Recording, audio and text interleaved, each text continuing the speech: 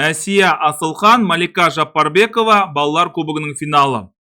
Сонымен әр жақта орналасқан патшаларға шабуыл жасау.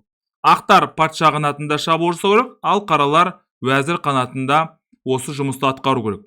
Кеттік. Тура H4, ат F6 және уәзір C2.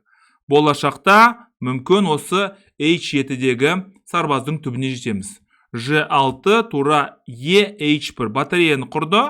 Бұл батареяның ең басты мақсаты әрине мынаяққа. Мүмкін атты да қосымша осы жерге алып келу мүмкін.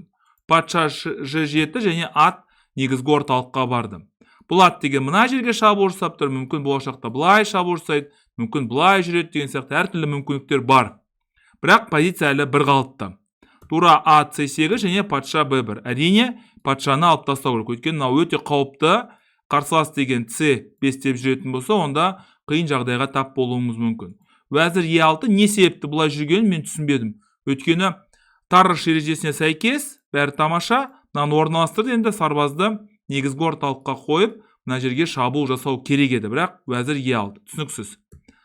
Уәзір D2 және уәзір F5 жақ. Тағы да бір не істеп атқаны түсініксіз, мүлдем түсініксіз, және бірден E4. Бірден E4 және мына патшаға шабуыл жасалынды.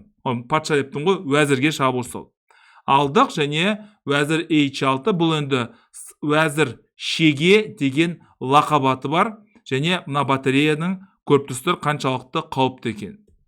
Патша G8 және тура F4 осымен ойын аяқталды шын мәнінде. Өйткені мына F6-дағы аттың көзі жойылады. Мен үнемі бұл туралы айтам. Өрт сөндіруші, қорғаушы деген лақабаты бар. Алдық және H5.